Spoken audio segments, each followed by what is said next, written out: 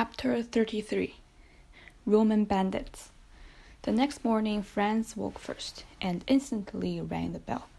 The sound had not yet died away when Major Pastrini himself entered. "Well, Excellency," said the landlord triumphantly, and without waiting for Franz to question him. "I feared yesterday, when I would not promise you anything, that you were too late. There is not a single carriage to be had, that is, for at least 3 days. "Yes," returned Franz, "that is for the very 3 days it is most necessary." "What is the matter?" said Albert, entering.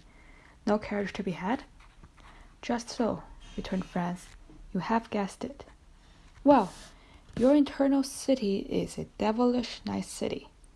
"That is to say, Excellency," replied Pastrini, who was desirous to keep up the dignity of the capital of the Christian world in the eyes of his guest, "that there are no carriages to be had from Sunday to Tuesday evening, but from now till Sunday you can have 50, if you please." "Ah, that is something," said Albert. "Today is Thursday, and who knows what may arrive between this and Sunday?" 10 or 12,000 travelers will arrive," replied Franz, "which will make it still more difficult." "My friend," said Morcerf, "let us enjoy the present without gloomy forebodings for the future. At least we can have a window." "Where?" "Looking on the Rue de Course." "Oh, a window!" exclaimed Maitre Pastrini. "Utterly impossible. There was only one left on the 5th floor of the Doria Palace, and that has been let to a Russian prince for 20 sequins a day." The two young men looked at each other with an air of stupefaction. "Well," said Franz to Albert, "do you know what is the best thing we can do? It is to pass the carnival at Venice. There we are sure of obtaining gondolas, if we cannot have carriages." "Ah, the devil, no!" cried Albert. "I came to Rome to see the carnival, and I will, though I see it on the tilts. Bravo, an excellent idea. We will disguise ourselves as monster Punchinellos or shepherds of the land, and we shall have complete success. Do your Excellencies still wish for a carriage from now to Sunday morning?" "Parbleu," said Albert. "Do you think we are going to run about on foot in the streets of Rome like lawyers' clerks?"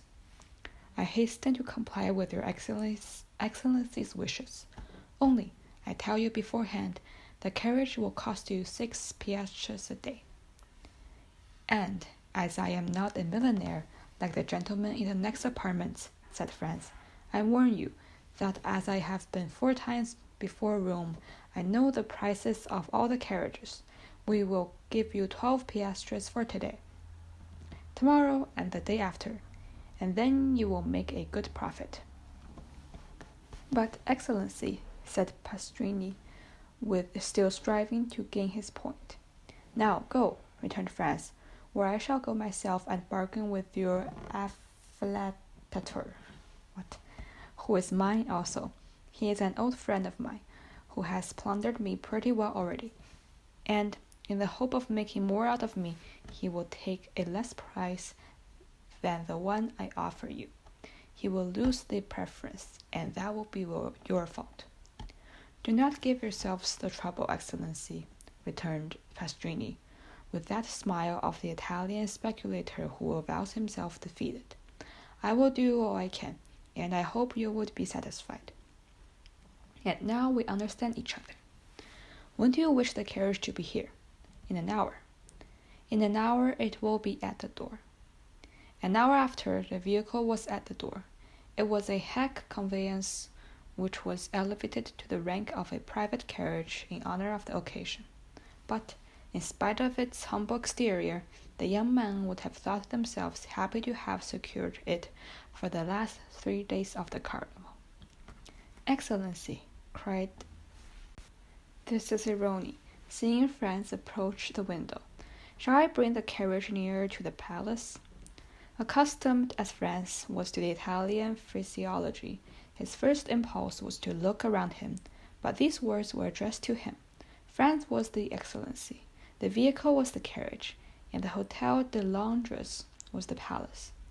All the grandiloquence of the nation was embodied in this phrase. Franz and Albert descended. The carriage approached the palace. Their Excellencies stretched their legs along the seats, and the cicerone sprang into the seat behind. "Where do you Excellencies wish to go?" asked he. "To St. Peter's first, and then to the Colosseum," returned Albert. But Albert did not know that it takes a day to see St. Peter's and a month to study it. The day was passed at St. Peter's alone. Suddenly the daylight began to fade away. Franz took out his watch. It was 4:30. They returned to the hotel, and the door Franz ordered the coachman to be ready at 8. He wished to show Albert the Colosseum by moonlight, as he had shown him St. Peter's by daylight. When we show a friend a city one has already visited, we feel the same pride as when we point out a woman whose lover we have been. He was to leave the city by the Porta del Popolo, skirt the outer wall, and re-enter by the Porta San Giovanni.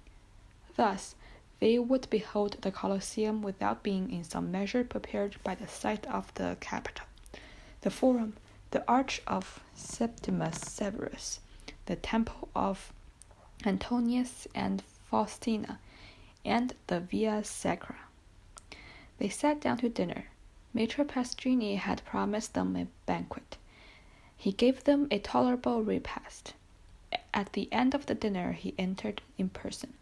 Franz concluded he came to hear his dinner praised, and began accordingly. But the first words he interrupted him. "Excellency," said he, "I am delighted to have your approbation, but it was not for that I came." "Did you come to tell us you have procured a carriage?" asked Albert, lightening his cigar. "No, and your Excellencies will do well not to think of that any longer. At Rome things can or cannot be done. When you are told anything cannot be done, there is an end of it. It is much more convenient at Paris. When anything cannot be done, you pay double, and it is done directly." "That is what all French say," returned Maitre Pastrini, somewhat piqued. "For that reason, I do not understand why they travel." "But," said Albert, emitting a volume of smoke and balancing his chair on its hind legs, "only sad men or blockheads, like we are, travel. Men in their senses do not quit their hotel in the Rue de Helder, their walk on the Boulevard de Grand, and the Café de Paris."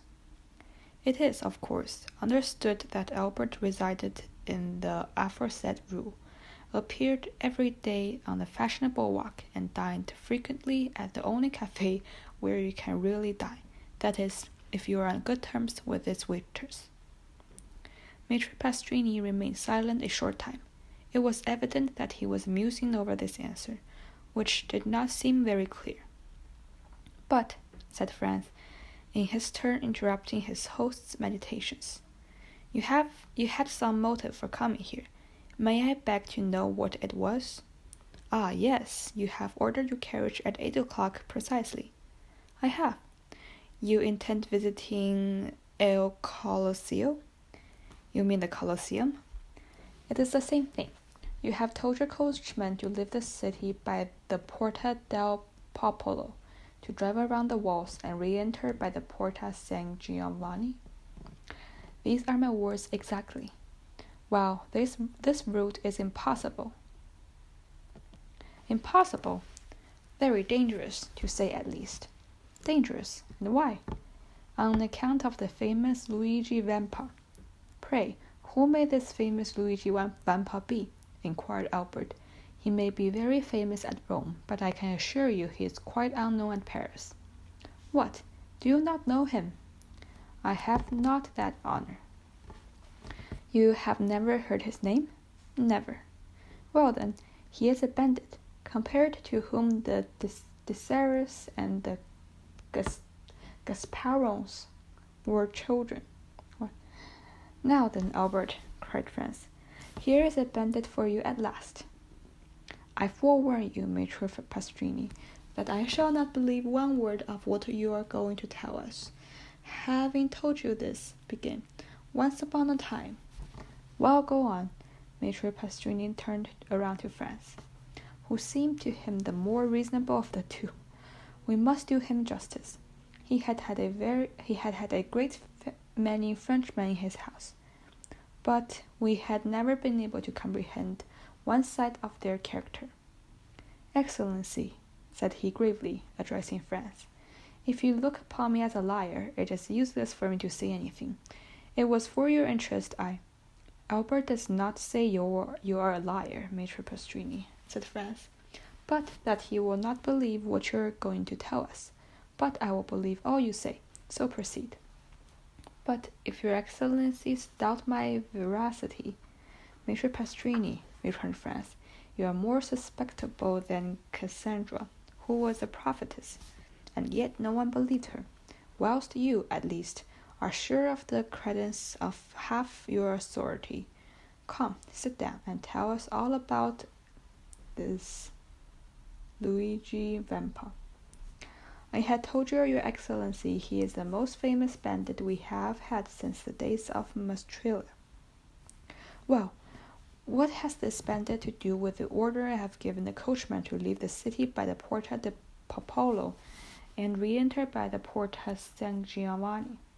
This, replied Maitre Pastrini, that you will go by one, and I very much doubt you returning by the other. Why? asked Franz. Because after nightfall you are not safe 50 yards from the gates? On your honor, is that true? Cried Albert. Monsieur le Comte, returned Maitre Pastrini, hurt at Albert's repeated doubts of the truth of his assertions. I do not say this to you, but to your companion, who knows Rome and knows, too, that these things are not to be laughed at. My dear fellow, said Albert, returning to Franz, here is an admirable adventure. We will fill our carriage with pistols, blunderbusses, and double-barred guns. Luigi Vampa comes to take us, and we take him. We bring him back to Rome, and present him to His Holiness the Pope, who asks how he can repay so great a service. Then we merely ask for a carriage and a pair of horses, and we see the carnival in the carriages, and doubtless the Roman people will crown us at the Capitol, and will proclaim us, like Curtius and Horatius Cocos, the preservers of the country. Whilst Albert proposed this scheme, Maitre Pastrini's face assumed an expression impossible to describe. And pray, asked Franz, where are the pistols, blunderbusses, and other deadly weapons with which you intend to fill in the carriage? Not out of my armory. For the terracina I was plundered even of my hunting knife. And you? I shared the same fate at Aquapendente. Do you know, Maitre Pastrini, said Albert, lighting a second cigar at the first, that this practice is very convenient for robbers, and that it seems to have been an arrangement between them. Doubtless, Pastrini found this pleasantry compromising, for he only answered half the question, and then he spoke to Franz, as the only one likely to listen with attention. Your Excellency knows that it is not customary to defend yourself when attacked by bandits. What? Cried Albert, whose courage revolved at the idea of being plundered tamely. Not any resistance? No, for it would be useless. What could you do against a dozen bandits who spring out of some pit, ruin, or aqueduct, and level their pieces at you? Ah, parbleu, they should kill me.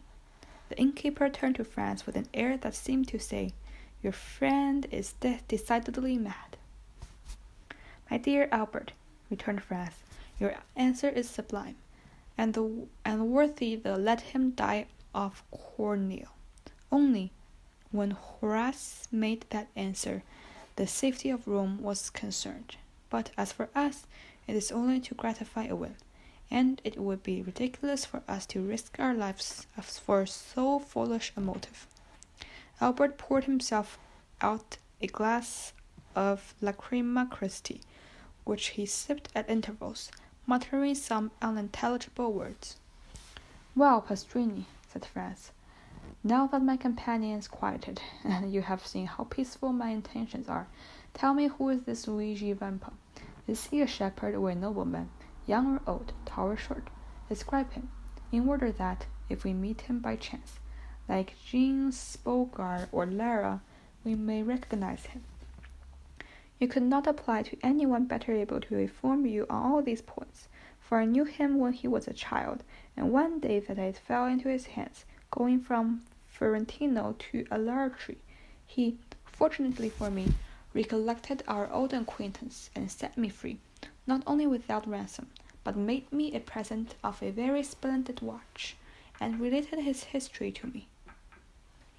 "Let us see the watch," said Albert. Maitre Pastrini drew from his fob a magnificent broguette, bearing the name of its maker, of Parisian manufacture, and a count's coronet. "Here it is," said he. "Peste," returned Albert. "I compliment you on it. I have its fellow." He took his watch from his waistcoat pocket, "and it cost me 3,000 francs. "Let us hear the history," said Franz, mentioning Maitre Pastrini to seat himself. Your Excellency's permitted?" asked the host. "Pardieu," cried Albert, "you're not a preacher to talk standing." The host sat down, after having made each of them a respectful bow, which meant to say he was ready to tell them all they wished to know concerning Luigi Vampa. "You tell me," said Franz, at the moment Maitre Pastrini was about to open his mouth, "that you knew Luigi Vampa when he was a child. He is still a young man, then?" "A young man? He is only 22. He will gain himself a reputation." "What do you think of that, Albert? At 22 to be thus famous?" "Yes, and at his age Alexandre, Caesar, and Napoleon, who have all made some noise in the world, were not so advanced." "So," continued Franz, addressing his host, "the hero of this history is only 22? "Scarcely so much." "Is he tall or short?" "Of the middle height, about the same stature as his Excellency," returned the host, pointing to Albert. "Thanks for the comparison," said Albert with a bow. "Go on, Pastrini," continued Franz, smiling at his friend's susceptibility. "To what class of society does he belong?" "He was a shepherd boy attached to the farm of the Comte de Saint-Felice, situated between the Palestrina and the Lake of Gabri. He was born at Pampinara and entered the Count's service when he was 5 years old. His father was also a shepherd, who owned a small flock, and lived by the wool and the milk, which he sold at Rome. When quite a child, the little Vampa was of the most extraordinary disposition. One day, when he was 7 years old, he came to the curé of Palestrina and prayed him to teach him to read. It was somewhat difficult, for he could not leave his flock, but the good curé went every day to say mass at a little hamlet too poor to pay a priest, and which, having no other name, was called Borgo. He told Luigi that he might meet him on his return, and that then he would give him a lesson, warning him that it would be short, and that he must profit as much as possible by it. The child accepted joyfully. Every day Luigi led his flock to graze on a road that leads from Palestrino to Borgo. Every day, at 9 o'clock in the morning, the priest and the boy sat down on a bank by the wayside, and the little shepherd took his lesson out of the priest's breviary. At the end of 3 months he had learned to read. This was not enough. He must now learn to write. The priest had made, by a teacher of writing in Rome, 3 alphabets, one large, one middle, and one small, and pointed out to him that by the help of a sharp instrument he could trace the letters on a slate, and thus learn to write. The same evening, when the flock was safe at the farm, the little Luigi hastened to the smith at Palestrina, took a large nail, forged it, and sharpened it, and formed a sort of style. The next morning he had collected a quantity of slates, and commenced. At the end of 3 months he had learned to write. The curé, astonished at his quickness and intelligence, made him a present of pen, paper, and a penknife. This was a fresh labor, but nothing compared to the first. At the end of a week he wrote as well with the pen as with the style. The curé related this anecdote to the Count de Saint-Felice, who sent for the little shepherd, made him read and write before him, ordering his attendant to let him eat with the domestics and to give him 2 piastres a month. With this, Luigi purchased books and pencils. He applied to everything his imitative powers, and, like Giotto when young, he drew on his slate sheep, houses, and trees. Then, with his knife, he began to carve all sorts of objects in the world. It was thus that Pinelli, the famous sculptor, had commenced. A girl of 6 or 7, that is, a little younger than Vampa, tended sheep on a farm near Palestrina. She was an orphan, born at Valmontone, and was named Teresa. The 2 children met, sat down near each other, let their flocks mingle together, played, laughed, and conversed together. In the evening they separated the flocks of the Count de Saint-Felice from those of the Baron de Cervetri, and the children returned to their respective farms, promising to meet the next morning. The next day they kept their words, and thus grew up. Vampa was 12, Teresa 10, and yet their natural disposition revealed itself. Besides his taste for the fine arts, which Luigi had carried as far as he could in his solitude, he was sad by fits, ardent by starts, angry by caprice, and always sarcastic. None of the lads of Pampinara or Palestrina or of Valmontone had been able to gain any influence over him, or even become his companion. His woeful disposition, always inclined to exact concessions rather than to make them, kept him aloof from all friendships. Teresa alone ruled by a look, a word, a gesture. This impetuous character, which yielded beneath the hand of a woman, and which beneath the hand of a man might have broken, but could never have bent or yielded.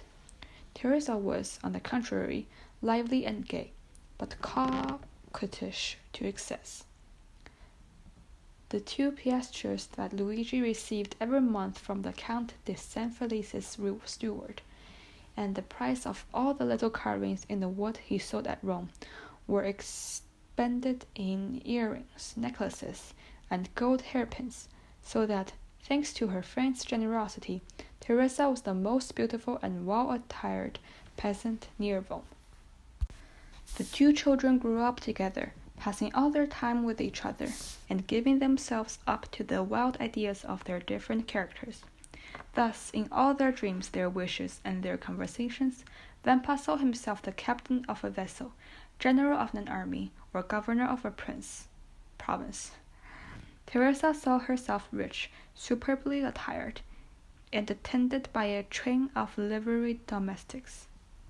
Then, when they had thus passed the day in building castles in the air, they separated their flocks, and descended from the elevation of their dreams to the reality of their humble position. One day the young shepherd told the Count's steward he had seen a wolf come out of the Sabine mountains, and prowl around his flock. The steward gave him a gun. This was what Vampa longed for.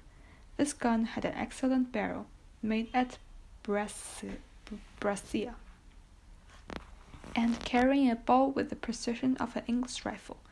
But one day the Count broke the stock, and had then cast the gun aside. This, however, was nothing to a sculptor like Vampa.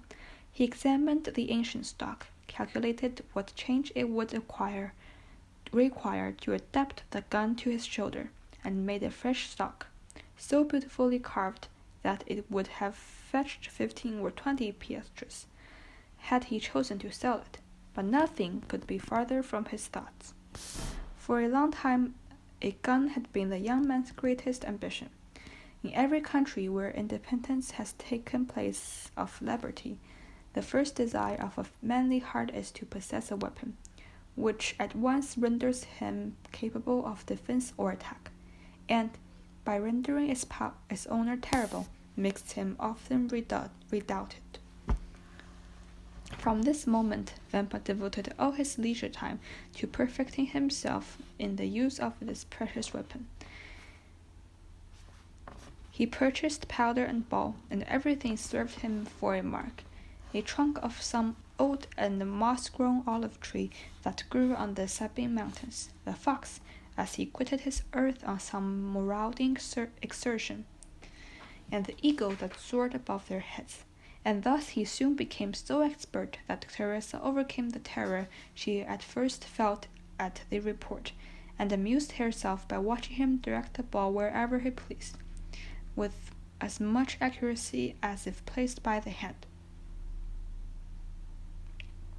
One evening a wolf emerged from a pine wood near which they were usually stationed, but the wolf had scarcely advanced 10 yards ere he was dead. Proud of his exploit, Vampa took the dead animal on his shoulders and carried him to the front. All these circumstances had gained Luigi considerable reputation.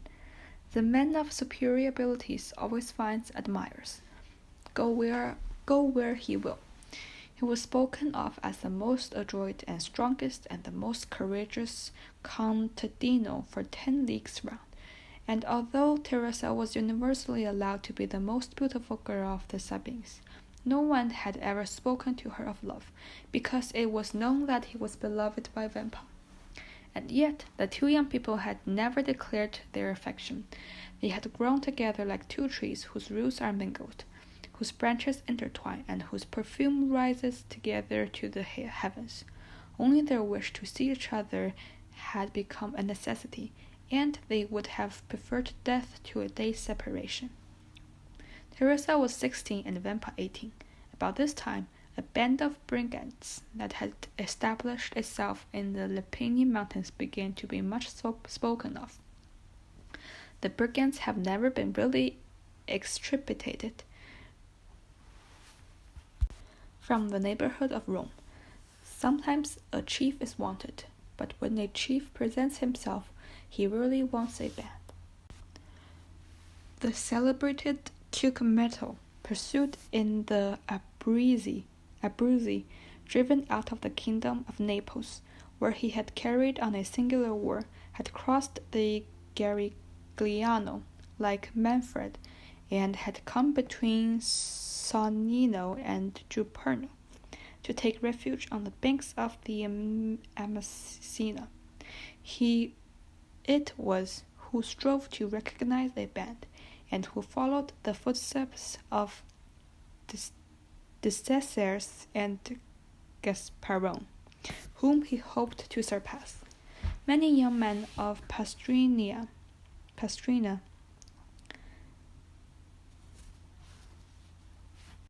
Frascati, and Pampinera disappeared. Their disappearance at first caused much inquietude, but it was soon known that they had joined the band of Cucumetto. After some time, Cucumetto became the object of universal attention. The most extraordinary traits of ferocious daring and brutality were related to him. One day he carried off a young girl, the daughter of a surveyor of Frosinone. The bandits' laws are positive. A young girl belongs first to him who carries her off. Then the rest draw lots for her, and she is abandoned to their brutality until death relieves her sufferings. When their parents are sufficiently rich to pay a ransom, a messenger is sent to treat concerning it. The prisoner is hostage for the security of the messenger. Should the ransom be refused, the prisoner is irrevocably lost. The young girl's lover was in Cucumeto's troop. His name was Carlini. When she recognized her lover, the poor girl extended her arms to him, and believed herself safe. But Carlini felt his heart sink, for he but too well knew the fate that awaited her. However, as he was a favorite with Cucumento, as he had for 3 years faithfully served him, and as he had saved his life by shooting a dragoon who was about to cut him down, he hoped he would have pity on him. He took him apart, whilst the young girl, seated at the foot of a huge pine that stood in the center of the forest, formed with her picturesque headdress a veil to hide her face from the lascivious gaze of the bandits. There he told him all, his affection for the prisoner, their promises of mutual fidelity, and how every night, since he had been near, they had met in a ruin. It so happens that the night Cucumento had sent Carlini to a neighboring village, so that he had been unable to go to the place of meeting. Cucumento had been there, however, by accident, as he said, and he carried out the maiden off. Carlini besought his chief to make an exception in Rita's favor, and her father was rich and could pay a large ransom, and Cucumento seemed to yield to his friend's entreaties, and bade him to find a shepherd to send to Rita's father at Francino. Carlini flew joyfully to Rita, telling her she was saved, and bidding her to write to her father to inform him what had occurred, and that her ransom was fixed at 300 piastres. 12 hours' delay was all was granted. That is, until 9 next morning.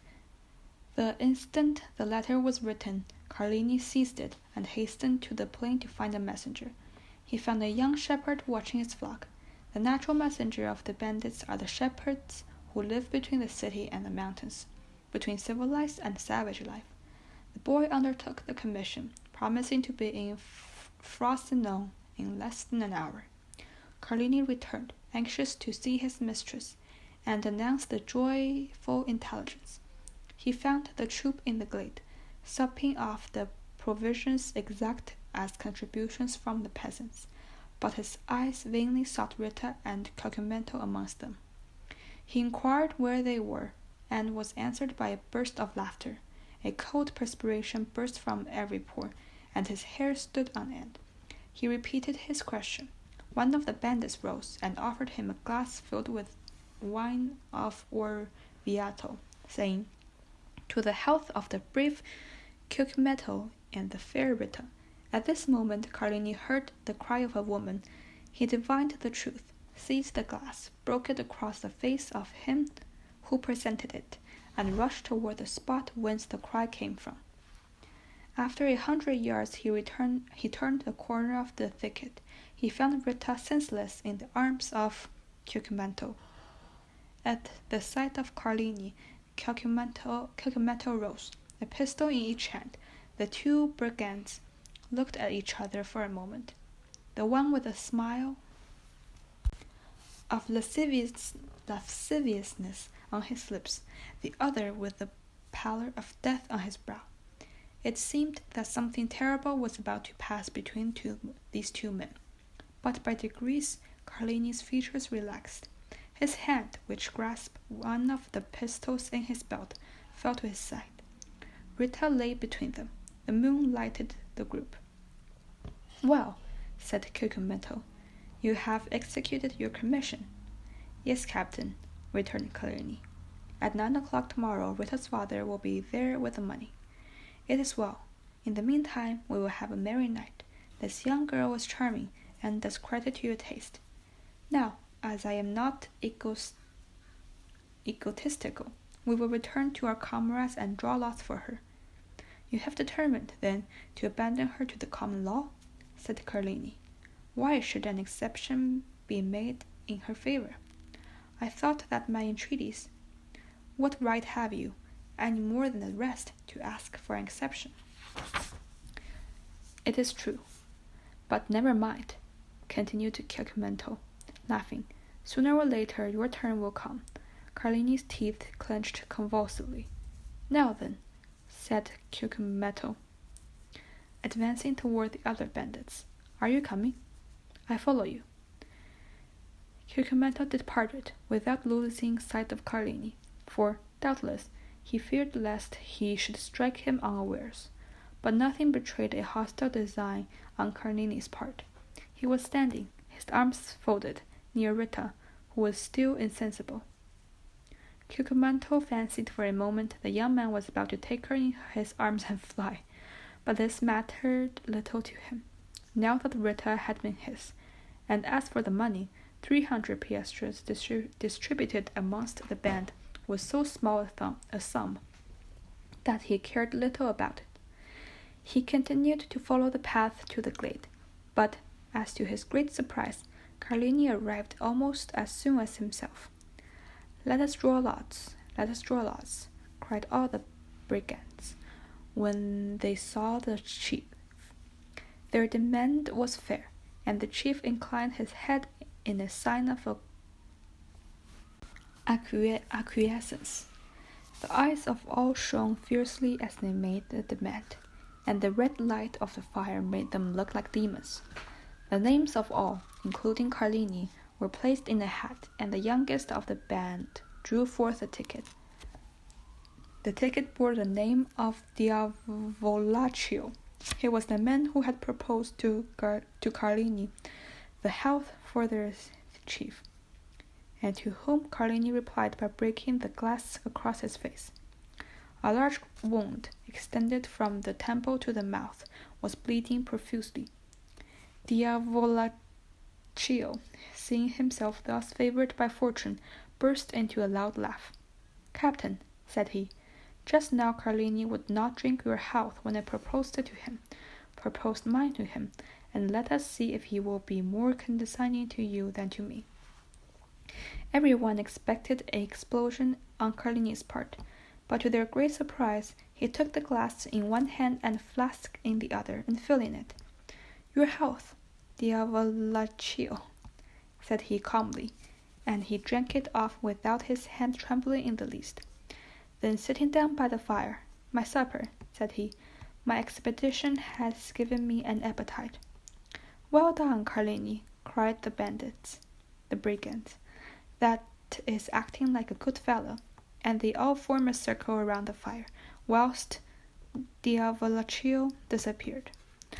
Carlini ate and drank as if nothing had happened. The bandits looked on with astonishment at this singular conduct until they heard footsteps. They turned around and saw Diavolaccio bearing the young girl in his arms, her head hung back and her long hair swept the ground.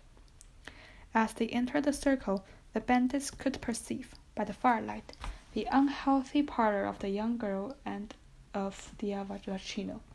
This apparition was so strange and so solemn that every rose, with an exception of Carlini, who remained seated and drank calmly. Diavolaccio advanced amidst the most profound silence and laid Rita at the captain's feet.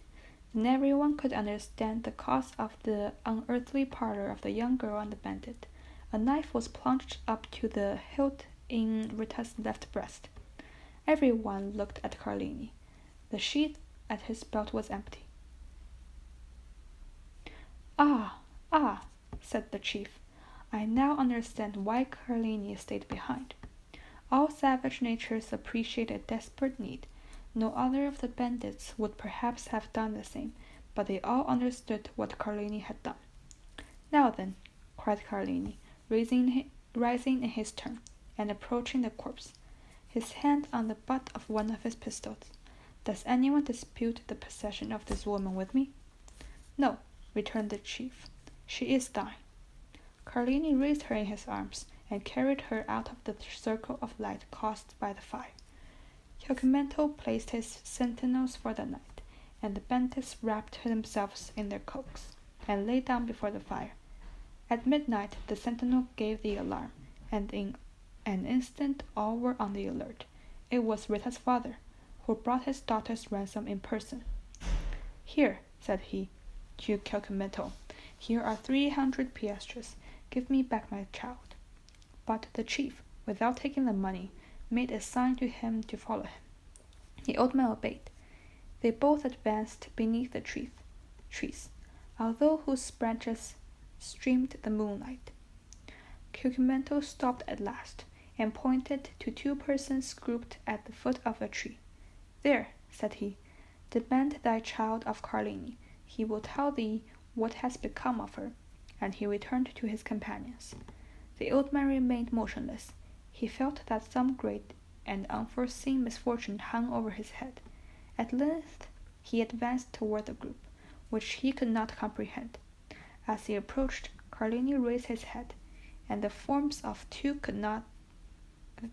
persons became visible to the old man's eyes.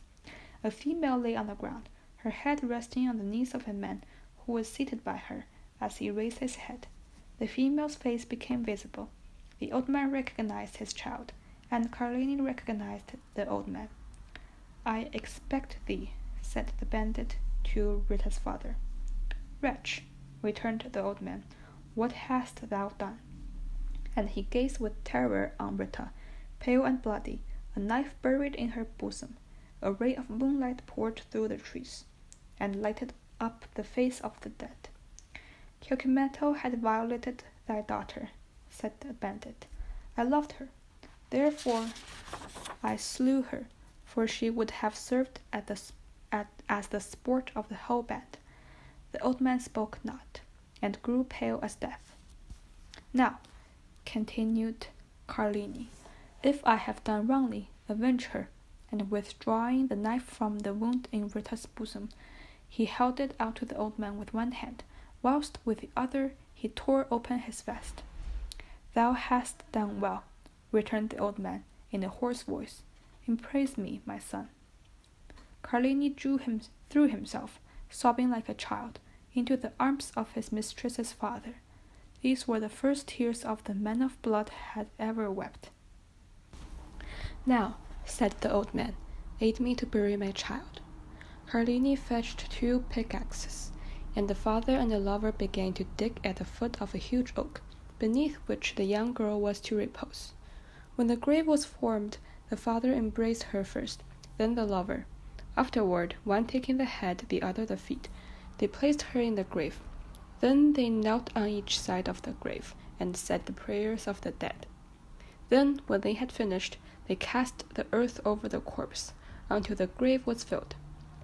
Then, extending his hand, the old man said, "I thank you, my son, and now leave me alone." "Yet," replied Carlini, "leave me, I command you." Carlini obeyed, rejoined his comrades, folded himself in his cloak, and soon appeared as deep asleep as the rest. It had been resolved the night before to change their encampment. An hour before daybreak, Cucumetto aroused his men, and gave the word to march. But Carlini would not quit the forest, without knowing what had become of Rita's father. He went toward the place where he had left him. He found the old man suspended from one of the branches of the oak which shaded his daughter's grave. He then took an oath of bitter vengeance over the dead body of the one in the tomb of the other, but he was unable to complete his oath.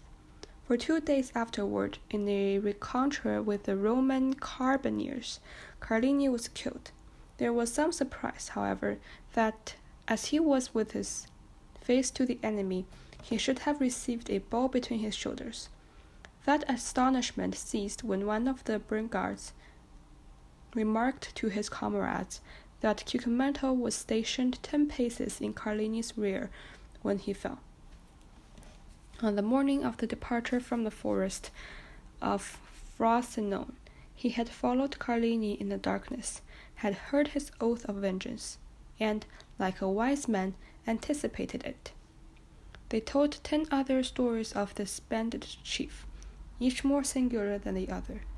Thus, from Fondi to Perugia, everyone trembled at the name of Cucumetto. These narratives were frequently the themes of conversation between Luigi and Teresa. The young girl trembled very much at all these tales, but the vampire reassured her with a smile, tapping the butt of his good fowling piece, which threw its ball so well. And if that did not restore her courage, he pointed to a crow, perched on some dead branch, took an aim, touched the trigger, and the bird fell dead at the foot of the tree. Time passed on, and the two young people had settled to be married when Vampire should be 21 and Teresa 19 years of age. They were both orphans, and had only their employer's leave to ask, which had been already sought and obtained. One day, when they were talking over their plans for the future, they heard 2 or 3 reports of firearms, and then suddenly a man came out of the wood, near which the 2 young persons used to graze their flocks, and hurried toward them. When he came within hearing, he exclaimed, "I am pursued. Can you conceal me?"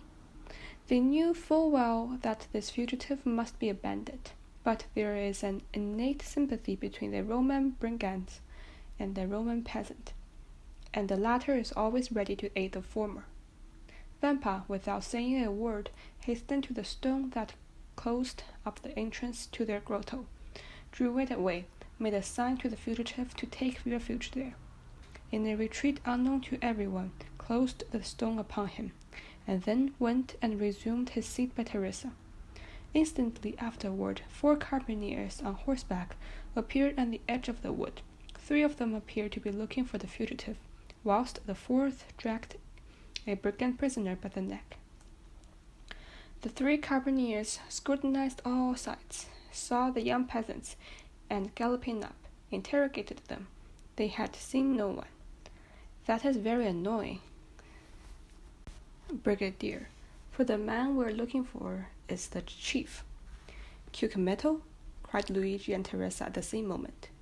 "Yes," replied the brigadier, "and as his head is valued at 1,000 Roman crowns, there would have been 500 for you if you had helped us to catch him." The 2 young persons exchanged looks. The brigadier had a moment's hope. 500 Roman crowns are 3,000 francs, and 3,000 francs are a fortune for 2 poor orphans who are going to be married. "Yes, it is very annoying," said Vampa, "but we have not seen him."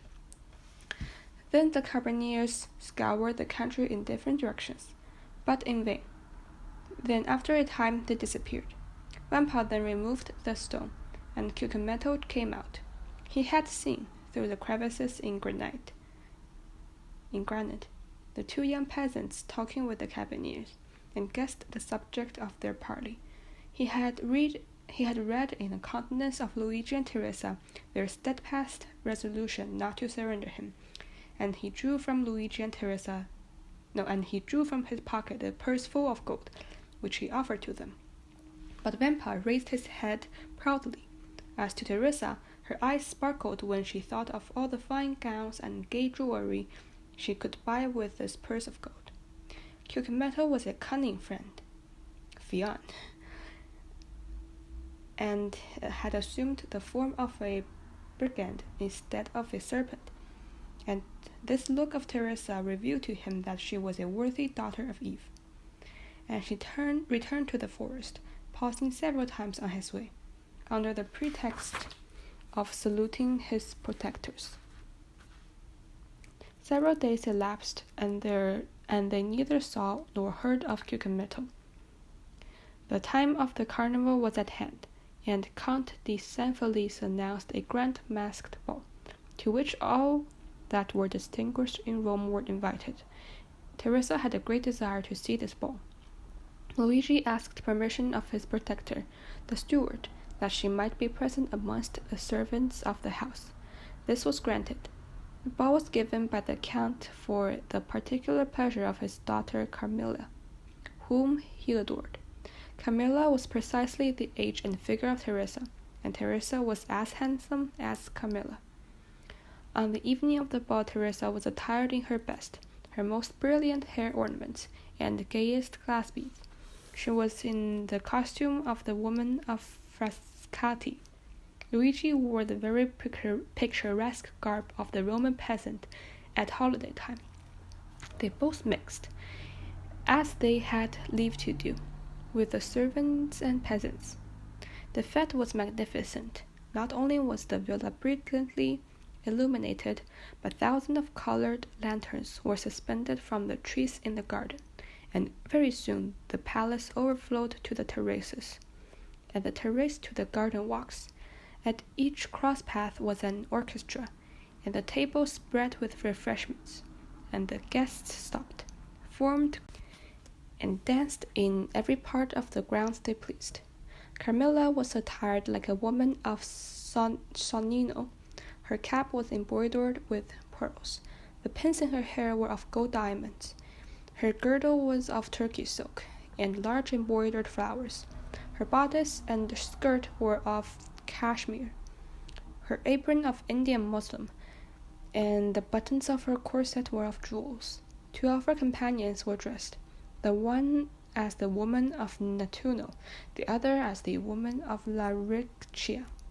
4 young men of the richest and noblest families of Rome accompanied them with that Italian freedom which has not its parallel in any other country of the world. They were attired as peasants of Albano, Velletri, Civita Castellana, and Sora. We need hardly add that costumes of the male, like those of the female, peasants were brilliant with gold and jewels. Carmilla wished to make a uniform quadrille, but there was one lady wanting. Carmilla looked all around her, but not one of the guests had a costume similar to her own. Or whose were those of her companions? The Count de San Felice pointed out to her in the group of peasants Teresa, who was hanging on Luigi's arms. "Will you follow me, father? Will you allow me, father?" said Carmilla. "Certainly," replied the Count. "Are we not in carnival time?"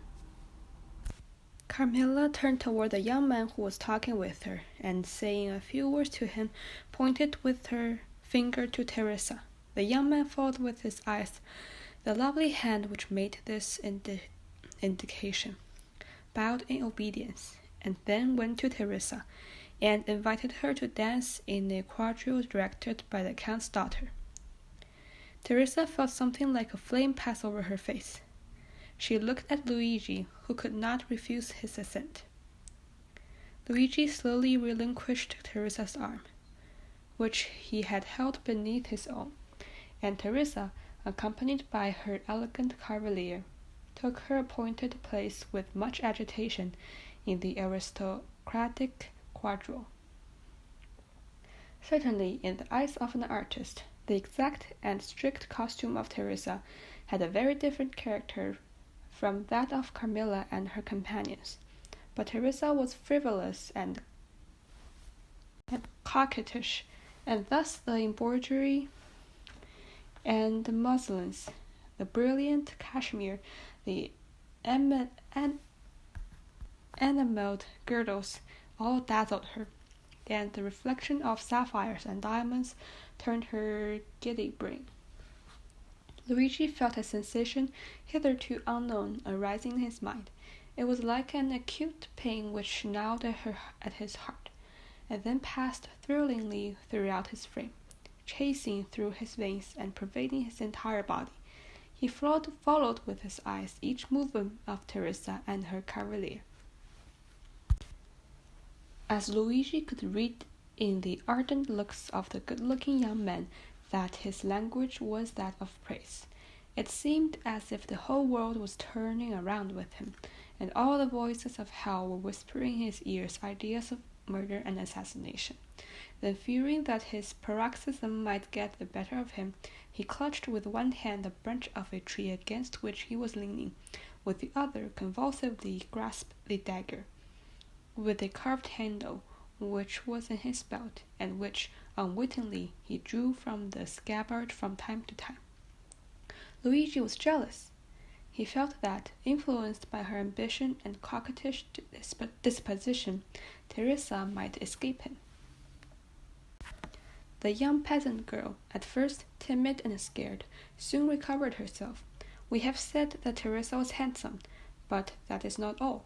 Teresa was replete with all those wild graces which are so much more potent than our affected and studied elegancies.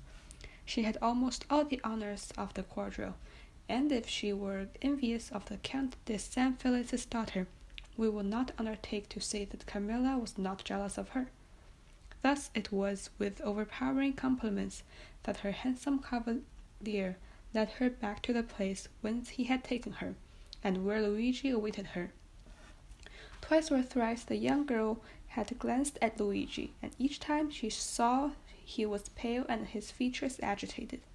Once even the blade of his knife, half drawn from its sheath, had dazzled her eyes with its sinister glare. Thus it was almost trembling that she resumed her lover's arm. The quadrille had been almost perfect, and it was evident there was a great demand for a second edition.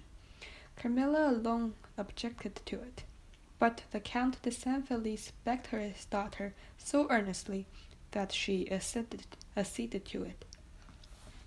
One of the cavaliers then hastened to invite Teresa, without whom it was impossible the quadrille could be formed, but the young girl had disappeared. The truth was that Luigi had not felt the strength to support another such trial, and half by persuasion and half by force he had taken Teresa toward another part of the garden. Teresa had yielded in spite of herself, but when she looked at the agitated countenance of the young man, she understood by his silence and trembling voice that something strange was passing within him. She herself was not exempt from internal emotion, and without having done anything wrong, yet fully comprehended that Luigi was right in approaching her. Why? She did not know, but yet she did not the less feel that these reproaches were merited. However, to Teresa's great astonishment, Luigi remained mute, and not a word escaped his lips the rest of this evening. When the chill of the night had driven away the guests from the gardens, and the gates of the villa were closed on them for the fete indoors, he took Teresa quite away, and as he left her at her home, he said, "Teresa, what were you thinking of as you danced opposite the young Comtesse de St. Felix?" "I thought," replied the young girl, with all the frankness of her nature, "that I would give half my life for a costume such as she wore." "And what said your cavalier to you?" "He said it only depended on myself to have it, and I had only one word to say." "He was right," said Luigi. "Do you desire it as ardently as you say?" "Yes." "Well, then, you shall have it." The young girl, much astonished, raised her head to look at him, but his face was so gloomy and terrible that her words froze to her lips. As Luigi spoke thus, he left her. Teresa followed him with her eyes into the darkness as long as she could, and when he had quite disappeared, she entered her apartment with a sigh. That night a great accident happened, no doubt from the imprudence of some servant who had neglected to extinguish the lights. The Villa St. Felix took fire in the rooms adjoining the very apartment of the lovely Carmilla, awoke in the night by the light of the flames. She had sprung out of bed, wrapped herself in a dressing gown, and attempted to escape by the door, but the corridor by which she hoped to fly was already a prey to the flames. She had then returned to her room, calling for help so loudly as she could. Then suddenly her window, which was 20 feet from the ground, was opened. A young peasant jumped into the chamber, seized her in his arms, and with superhuman skill and strength conveyed her to the turf of the lawn, where she fainted. When she recovered, her father was by her side. All the servants surrounded her, offering her assistance. An entire wing of the villa was burnt down, but what was that, as Carmilla was safe and uninjured? Her preserver was everywhere sought of, but her preserver did not appear. He was inquired for everywhere, but no one had seen him. Carmilla had been so agitated that she had not recognized him. As the Count was immensely rich, excepting the danger Carmilla had run, and, as appeared to him, the marvelous manner in which she had escaped, which was rather a favor of Providence than a real misfortune. The loss occasioned by the conflagration was to him but a trifle. The next day, at the usual hour, the two young peasants were at the borders of the forest. Luigi arrived first. He came toward Teresa in high spirits, and seemed to have completely forgotten the events of the previous evening. Teresa was very pensive, but seeing Luigi so cheerful, she on her part assumed a smiling, careless air, which was natural to her when no excitement of passion came to disturb her. Luigi took her arm beneath his own, and led her to the door of the grotto, where he paused. The young girl, perceiving that there was something extraordinary, looked at him steadfastly. "Teresa," said Luigi, "yesterday evening you told me you would give all the world to have a costume similar to that of the Count's daughter." "Yes," replied Teresa, with astonishment, "but I was mad to utter such a wish." And I replied, "Very well, you shall have it." "Yes," replied the young girl, whose astonishment increased at every word uttered by Luigi, "but of course your reply was only to please me." "I have never promised more than I have given you, Teresa," said Luigi proudly. "Go into the grotto and dress yourself." At these words he drew away the stone and showed Teresa the grotto, lighted up by two wax lights, which burned on each side of a splendid mirror, and a rustic table made by Luigi, were spread out on the pearl necklace and the diamond pins, and on a chair at the side was laid the rest of the costume. Teresa uttered a cry of joy, and, without inquiring whence this attire came, or even thanking Luigi, darted into the grotto, transformed into a dressing-room. Luigi pushed the stone behind her, for he saw on the crest of a small adjacent hill, which prevented him from seeing Palestrina from where he was, a traveler on horseback, who stopped a moment, as if uncertain of his road, and thus presented against the blue sky that sharp outline particular to the distance of southern climes. When he saw Luigi, he put his horse into a gallop and advanced toward him. Luigi was not mistaken. The traveler, who was going from Palestrina to Tivoli, had lost his way. The young man directed him, but as at a quarter of a mile distance the road again divided into three ways, and on reaching these, the traveler might again stray from his route. He begged Luigi to be his guide. Luigi threw his cloak on the ground, placed his carbine on his shoulder, and freed from his heavy covering, proceeded the traveler with the rapid step of a mountaineer, which a horse can scarcely keep up with. In 10 minutes Luigi and the traveler reached the crossroads mentioned by the young shepherd. On arriving there, with an air as majestic as that of an emperor, he stretched his hand toward that one of the road which the traveler was to follow. "That is your road, Excellency, and now you cannot again mistake. And here is your recompense," said the traveler, offering the young herdsman some pieces of small money. "Thank you," said Luigi, drawing back his hand. "I render a service, I do not sell it." "Well," replied the traveler, who seemed used to this difference between the servility of a man of the cities and the pride of a mountaineer, "if you refuse pay, you will, perhaps, accept a present." "Ah, yes, that is another thing."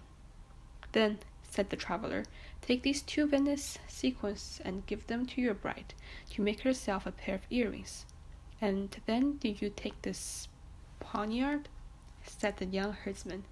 "You will not find one with a handle better carved between Albina and Civita Castellana."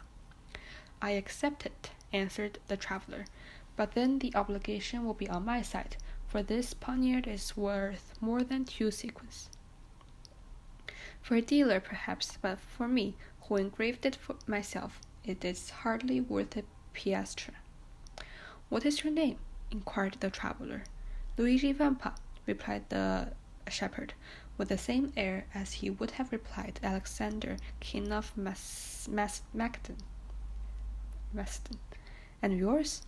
"I," said the traveler, "am called Sinbad the Sailor." Franz Dampinet started with surprise. Sinbad the Sailor? He said. Yes, replied the narrator.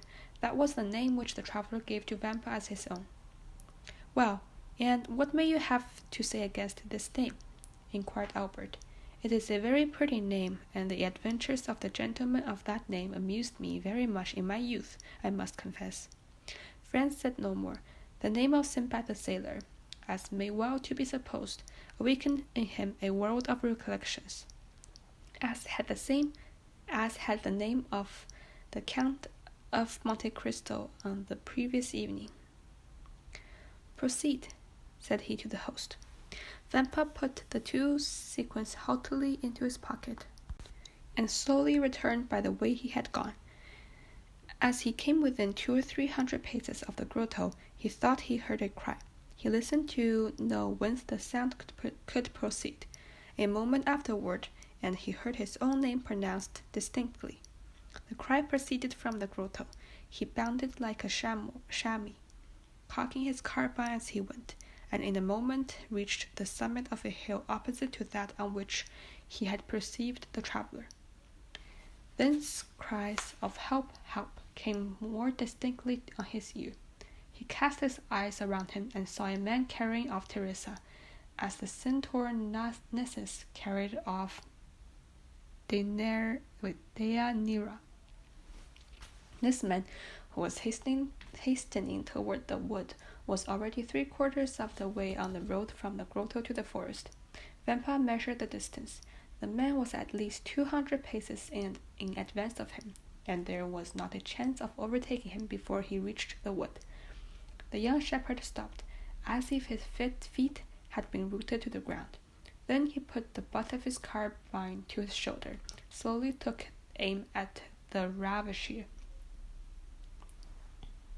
followed him for a second in his track, and then fired. The ravisher stopped suddenly. His knees bent under him, and he fell with Teresa in his arms. The young girl rose instantly, but the man lay on the earth, struggling in the agonies of death.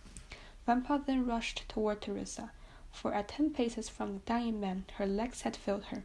She had dropped on her knees, so that the young man feared that the ball that had brought down his enemy had also wounded his betrothed. Fortunately, she was unscathed, and it was fright alone that had overcome Teresa. When Luigi had assured himself that she was safe and sound, he turned toward the wounded man. He had just expired, with clenched hands, his mouth in a spasm of agony, his hair on the end in the sweat of death. His eyes remained open and menacing. Vampa approached the carcass, and recognized Cucumetto. From the day on which the bandit had been saved by the 2 young peasants, he had been enamored of Teresa, and had sworn she would be his. From that time he had watched them, and profiting by the moment when her lover had left her alone, whilst he guided the traveller on his way, and carried her off, and believed he at length had her in his powers, when the ball, directed by the unerring aim of the young herdsman, had pierced his heart. Vampa gazed on him for a moment without betraying the slightest emotion, whilst, on the contrary, Teresa, shuddering in every limb, dared not approach the slain ruffian but by degrees, and threw a hesitating glance at the dead body over the shoulder of her lover. Suddenly, Vampa turned toward his mistress. Ah, said he. Good, you are attired. It is now my turn to dress myself. Teresa was clothed from head to foot in the garb of the Count de San Felice's daughter. Vampa took Cucumetto's body in his arms and conveyed it to the grotto, whilst in her turn Teresa remained outside. If a second traveller had passed, he would have seen a strange thing. A shepherdess watching her flock, clad in a cashmere gown, with earrings and necklaces of pearls, diamond pins, and buttons of sapphires, emeralds, and rubies.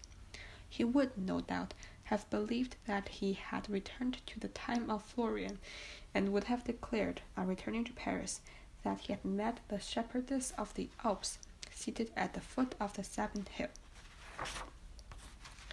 At the end of a quarter of an hour, Vampa quitted the grotto.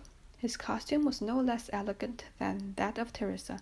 He wore a vest of garnet-colored velvet, with buttons of cut gold, a silk waistcoat covered with embroidery, a Roman scarf tied around his neck, a cartouche box worked with gold, and red and green silk, sky-blue velvet breeches, fastened above the knee with diamond buckles, gaiter of deerskin, worked with 1,000 arabesques, and a hat whereon hung ribbons of all colors. 2 watches hung from his girdle, and a splendid poniard was his belt. Teresa uttered a cry of admiration. Vampa in this attire resembled a painting by Leopold Robert or Schniss. He had assumed the entire costume of Cucumetto. The young man saw the effect produced on his betrothed, and a smile of pride passed over his lips. "Now," he said to Teresa, "are you ready to share my fortune, whatever it may be?" "Oh, yes!" exclaimed the young girl enthusiastically. "And follow me wherever I go?" "To the world's end." "Then take my arm and let us on. We have no time to lose." The young girl did so, without questioning her lover as to where he was conducting her, for he appeared to her at this moment as handsome, proud, and powerful as a god. They went toward the forest, and in a few minutes entered it. We need scarcely say that all the paths of the mountain were known to Vampa.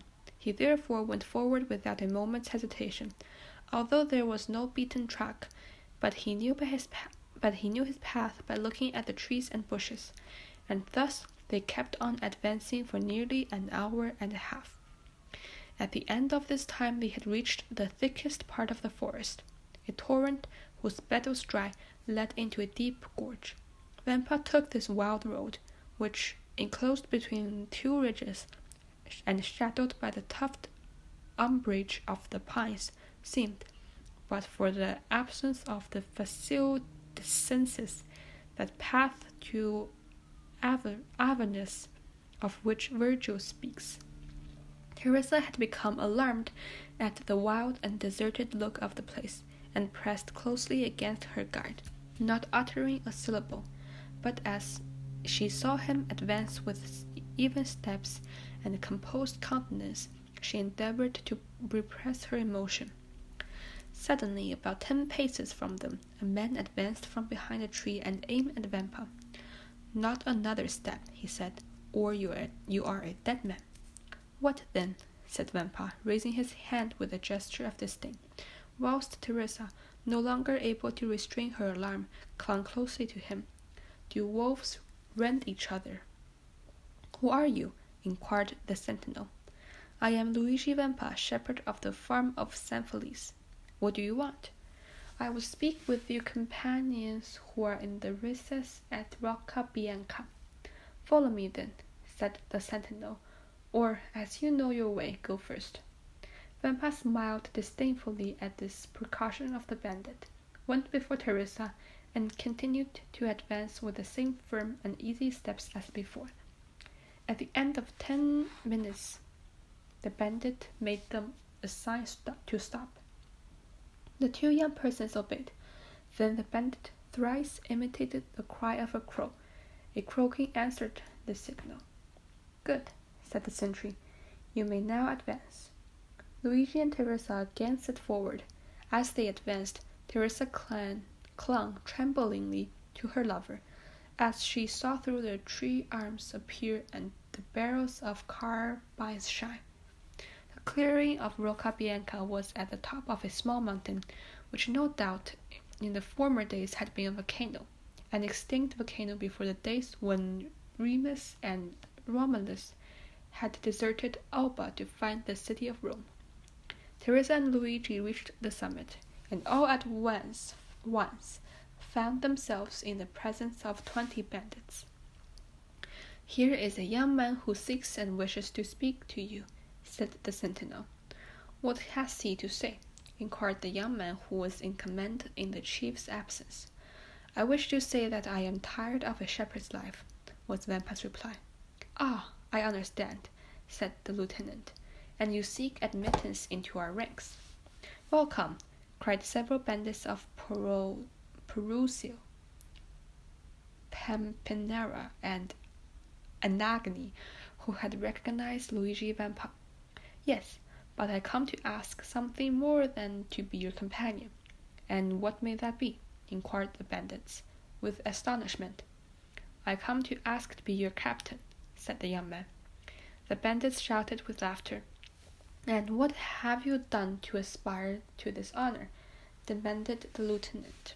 "I have killed your chief, Cucumento, whose spoils I now wear, and I set fire to the Villa San Felice to produce a wedding dress for my betrothed." An hour afterward Luigi Vampa was chosen captain, vice Cucumento deceased. "Well, my dear Albert," says Franz, turning toward his friend, "what think you of citizen Luigi Vampa?" "I say he is a myth," replied Albert, "and never had an existence." "And what may a myth be?" inquired Pastrini. "The explanation would be too long, my dear landlord," replied Franz. "And you say that Maitre Vampa exercises his profession at this moment in the environs of Rome?" "And with the boldness of which no bandit before him ever gave an example." "Then the police have vainly tried to lay hands on him?" "Why, you see, he has at the same time a good understanding with the shepherds in the plains, the fishermen of the Tiber, and the smugglers of the coast. They seek for him in the mountains, and he is on the river. They follow him on the river, and he is on the open sea.